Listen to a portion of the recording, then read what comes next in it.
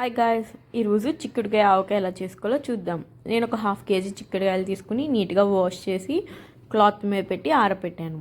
Deep ఫ్రైకి oil వేసుకుని చిక్కుడుకాయలు అనేది 70% ఫ్రై అయ్యేదాకా ఫ్రై చేయాలి.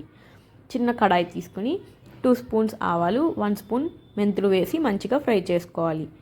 చిక్కుడుకాయలు అనేది 70% ఫ్రై అయ్యాక ఉప్పు, కారం, అలానే ఇందాక ఫ్రై చేసి పెట్టుకున్న మెంతులు, ఆవాలు పొడి, ఎల్లుల్లిపాయలు వేసుకుని ఉప్పు, కారం, మెంతులు, ఆవాల పొడి వేసి మంచిగా మిక్స్ చేయాలి. అంతే. ఒక 3 డేస్ పాటు క్లోజ్ చేసేసి పక్కన పెట్టాలి. 3 డేస్ తర్వాత ఓపెన్ చేసి చూస్తే ఆయిల్ అనేది ఫ్లూట్ అవుతుంది. నేను తక్కువ క్వాంటిటీ పెట్టాను కాబట్టి ఒక లెమన్ వేసి మిక్స్ చేసేస్తున్నా. కావాలితే నిమ్మప్పు కూడా వేసుకోవచ్చు. వేడి వేడి అన్నంలో నెయ్యి వేసుకుని కొంచెం పచ్చడి కలుపుకుని తింటూ ఉంటే ఆహా ఎంత బాగుందో.